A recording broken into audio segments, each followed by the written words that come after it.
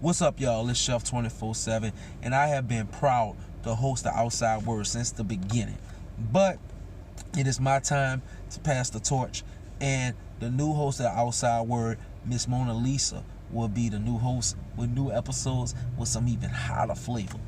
But before I pass the baton, I'll give you one last episode, and actually is an audio, and it's featuring a guy who I was excited to interview, being an anime fan and everything.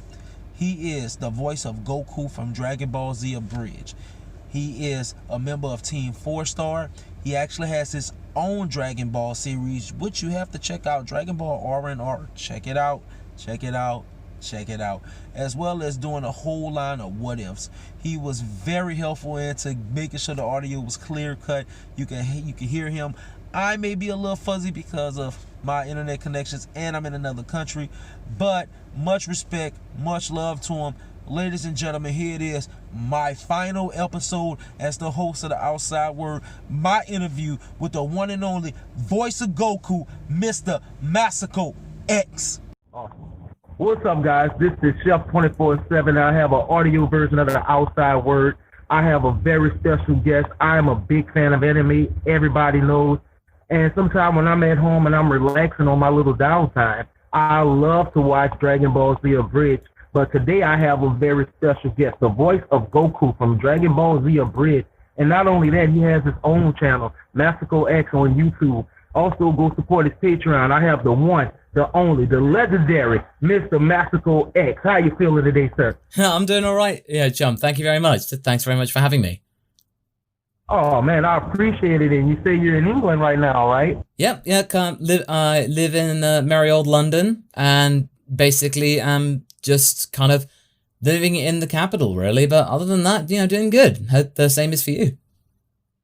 Awesome, thank you. Now, I do have one question before we jump into it, like a nice little icebreaker.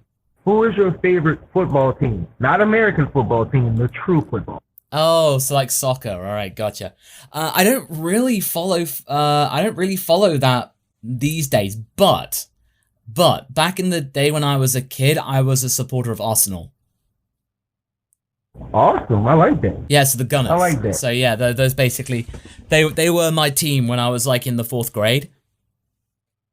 Okay, that's pretty cool, man. I love it, man. I'm getting into the actual soccer now. So I've been kind of I know about the Manchester kind of rivalry is Manchester and I forgot the other team. Manchester United and Manchester City. So those two. So it's the derby, as in if it's like a rivalry between two teams in the same city. That's insane. I love it. I love the insanity. But I'm with you today because I wanted to talk. I know that I've been a fan of your channel and I've been following really for a couple of years now. And one thing I've been a big fan of is your What If series. And it's pretty much is a series where you're taking the characters from Dragon Ball, you're putting them in what if scenarios, and you're creating kind of a fan fiction, And on top of that, not only that, I also see you have Dragon Ball R&R, which I am also a huge fan of. So just kind of like walk me through the process of how this became. How you went from doing the voice of Goku and you were doing the special effects for Team 4 Star? Yes, that's right.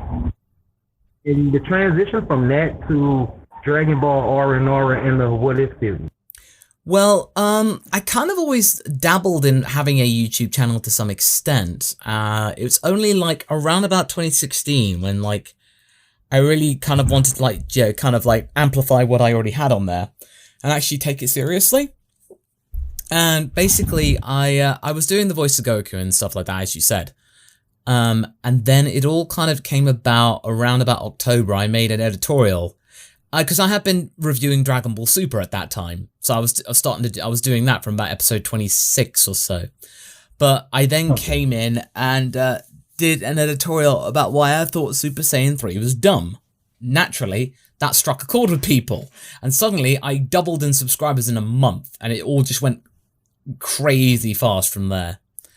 But from then, it wasn't until like maybe another 6 to 8 months when I actually started doing what ifs properly, like doing like dedicated what if weeks in a month. So every month I would do a week dedicated purely to what ifs. So there'd be 3 what ifs a week, and it would start. I mean, I think my first one I did is what if sensu beans never existed.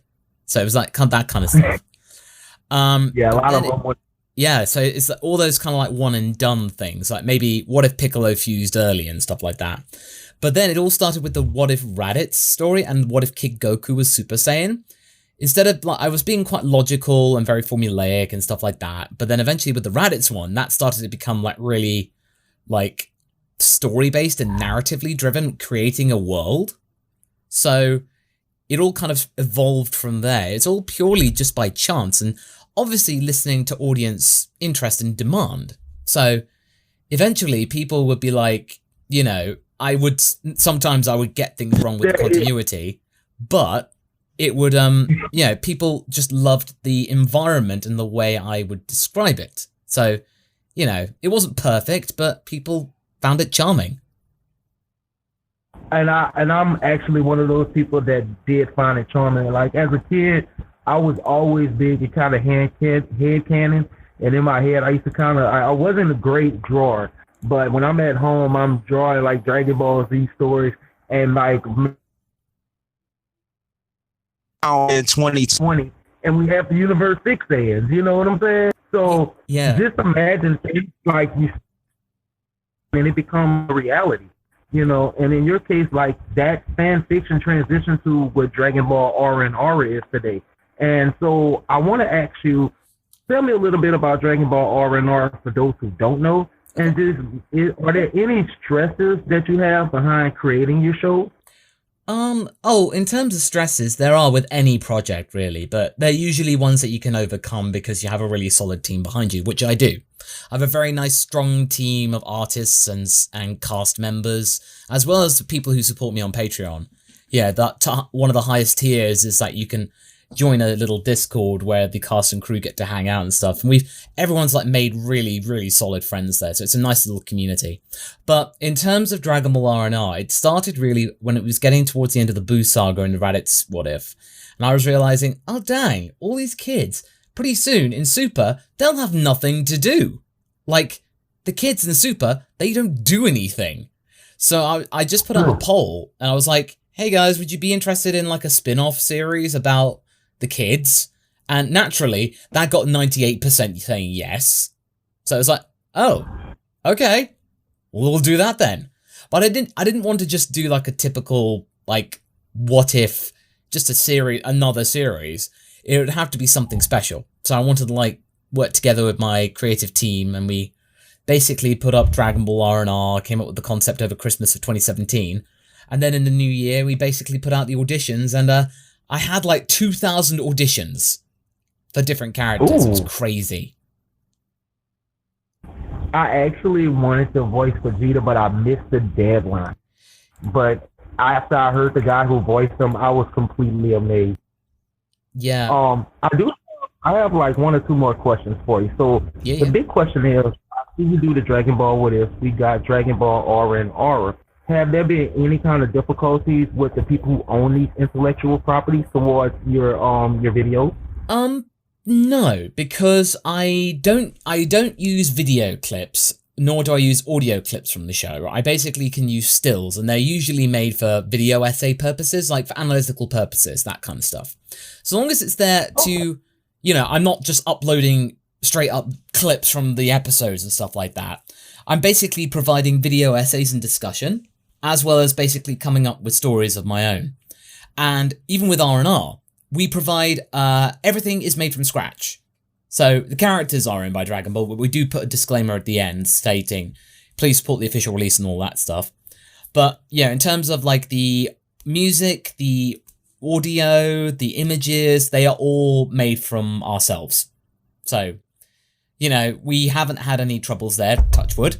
And, yeah, so basically that's what we, you know, it's mainly just there. We are here to review stuff and provide commentary. So that's what we do. I love it. And that's actually pretty good. So that's safe for y'all guys, and you can continue with Dragon Ball R&R. So if you can do, so we know the What If Raditz was huge, and it's on Dragon Ball R&R. What other What If what other what if would have spawned a series outside of the What If Rabbit? So basically ones that could really do well with the story. Well, the What If Gine went with Goku to Earth. That one has probably almost as much of a following as the Raditz one. Like, everyone likes to see Gine actually realizing her potential. But there's one that I've recently done, and I really love it. No, two actually. There's What If Bulma trained like Goku, and she basically becomes, Iron Man, or Iron Bulma, essentially. And then there is one of What If Frieza turned good, and a lot of people really did not like that idea when I first pitched it. But I thought, well, okay, this story, it's not going to be a typical good boy Frieza type thing. He's not going to redeem himself instantly. That's just not realistic. So the best thing to do is for him to, like the old song goes, don't it always seem to go, you don't know what you got till it's gone. So basically, through a misunderstanding, King Cold, his father, assumes, oh, you tried to save a monkey's life. You're basically a failure. Get out of my sight. So basically, he is thrown out of his own empire. He loses everything and he has to fend for himself. So it's through adversity and basically having to rebuild that he sort of ventures away from being neutral evil in terms of an alignment towards neutral, maybe neutral good. He would never be straight up lawful good, because that's just not in his character. But he can at least care for people that he finds helpful. That kind of stuff. So it's not just being a simplistic of, oh, I'm just going to be part of the Dragon Team for no reason. You have to be very methodical, because you have to remember, you're making a what if, and you have to be very respectful because people really like Frieza. And you have to have people going like, yeah, I could see Frieza doing that. Or at least just going like, oh, okay, well, at least you didn't like denigrate his character. So, and also the beauty of what ifs, and this is what I say to everybody, they are open to interpretation.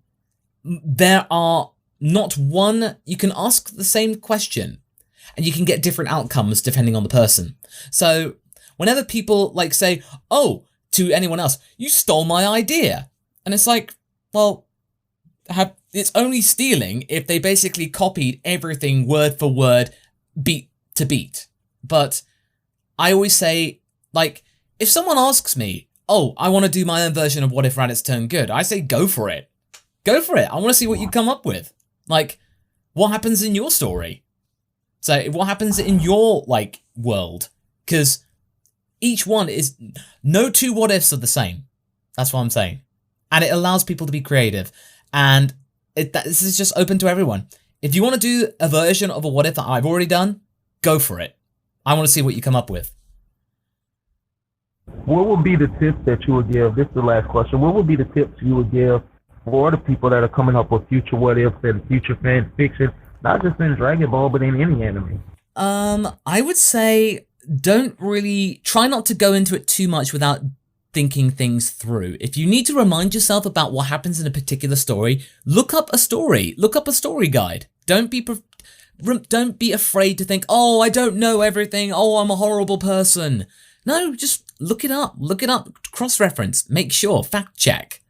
Also, try and put yourself in that world. And also, and this is what I do, and this is trying to follow the way with Toriyama, don't plan too far ahead. Basically, write as you go, and you relieve so much pressure off of you. And also, it just allows you to be free. So suddenly, you could just, in an ideal what if, I can like go into automatic writing in the sense of, I just like type things out, the story writes itself. So I could just like clickety click, oh, 40 minutes later, boom, done, there's a script.